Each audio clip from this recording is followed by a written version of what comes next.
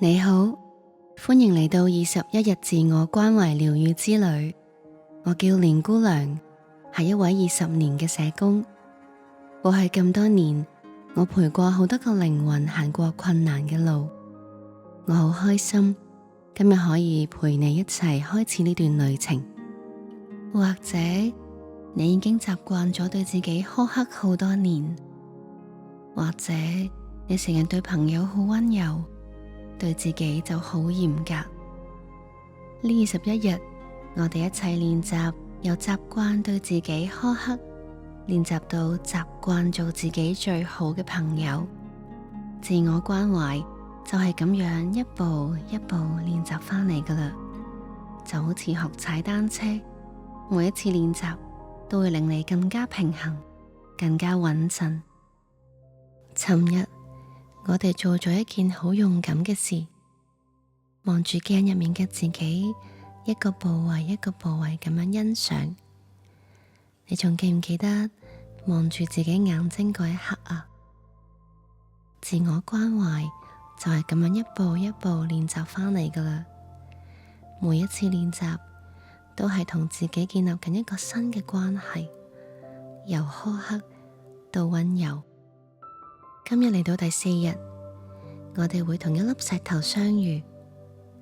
你可能會覺得奇怪，一粒石頭同自我關懷有咩關係呢？其實，當我哋靜落嚟，用五感去探索一個簡單物件，我哋就係練習緊回到當下。而回到當下，就係自我關懷嘅基礎。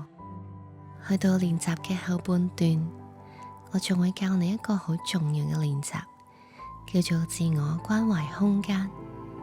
用3句說話，喺困難嘅時候，俾自己一份溫柔。今日嘅金句係嚟自一行禪師：石頭曾經是山的一部分。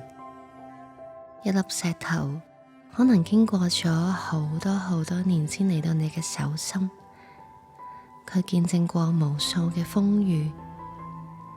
今日你同佢相遇啦，請你拎出你準備好嘅石頭，或者嗰件你有感情嘅小物件，將佢放喺你嘅手心。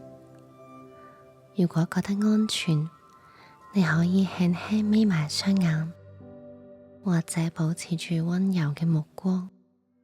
而家你感受到佢啦，你可以張開眼睛，好好咁望住你手心呢件物件，望下佢嘅顏色，係深灰、淺啡定係其他顏色？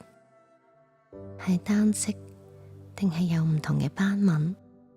望下佢嘅形狀，係圓滑嘅定係有稜角嘅？望下佢表面有冇光澤，有冇裂痕？請你好似從來都冇望過呢個物件咁樣，用全新好奇嘅眼光去望佢。而家請你輕輕眯埋雙眼，我哋就用觸覺去感受呢個物件，用你嘅手指慢慢摸佢嘅表面，係光滑嘅定係粗糙嘅呢？係溫暖定係涼爽？係輕定係重手㗎？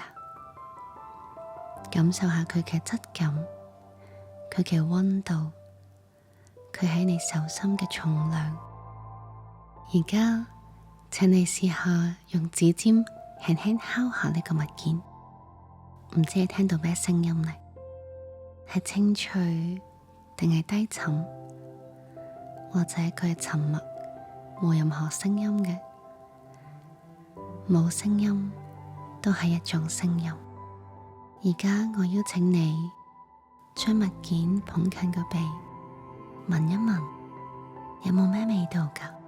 可能會有泥土嘅味道、海水嘅味道，或者灰塵嘅味道，或者可能你乜嘢都聞唔到。無論你聞到啲咩味，都係呢一刻當下嘅感受。而家我想再邀請你將呢件物件放正喺你手心，唔使再做任何嘢，只係感受佢嘅存在同你嘅存在。你同佢喺呢刻一齊喺度。當你專心同呢件物件相處嘅時候，你有冇發現你原本有嘅思緒少咗啊？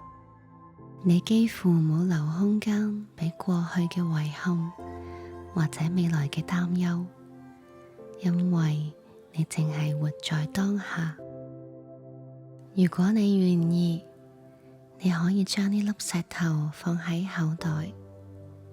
當你覺得情緒波動或者有啲思緒嘅時候，你用指尖摸下佢，感受佢嘅質感同溫度，你就會記起今日嘅平靜。而家我想教你一個好簡單但好重要嘅練習，叫做自我關懷空間。當你喺生活入面遇到壓力、困難，或者有想鬧自己嘅時候，你可以停一停，喺心入面同自己講3句說話。而家我哋先練習一次，請你將手放喺心口，或者任何一個你覺得舒服嘅位置。第一句係：我知道呢個真係一個好困難嘅時刻，承認自己嘅痛苦，唔使否認，唔使逃避，只係承認呢一刻真係唔容易啊。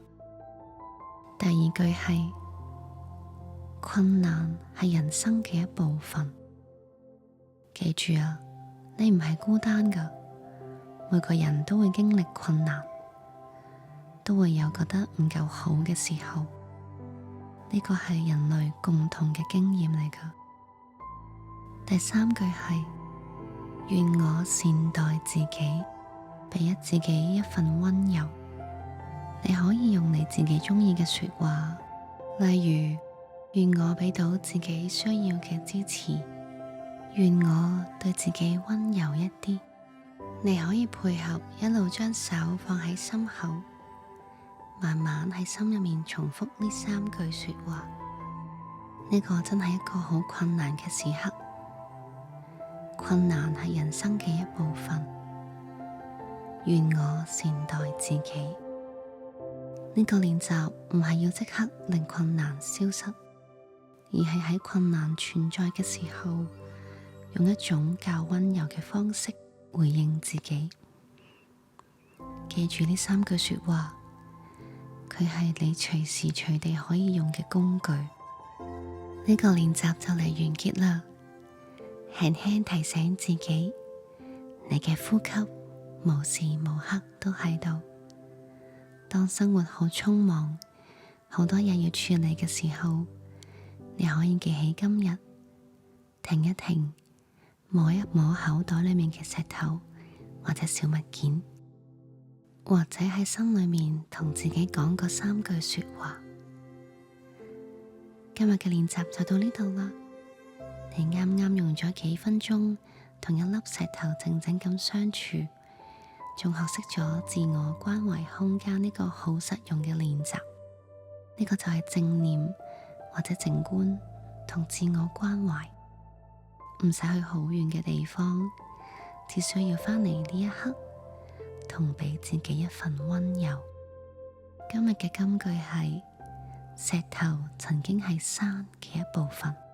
你今日同一粒石頭相遇，佢提醒你，你都好似山一樣安穩踏實，經歷風雨仍然喺度。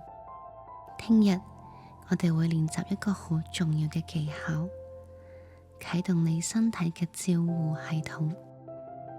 我哋會探索接觸自己身體嘅唔同方式，揾一個最能夠令你感到安全同舒服嘅姿勢，仲會了解下點解自我批判會令我哋咁辛苦，而自我關懷又點樣可以啟動大腦嘅安全感呢？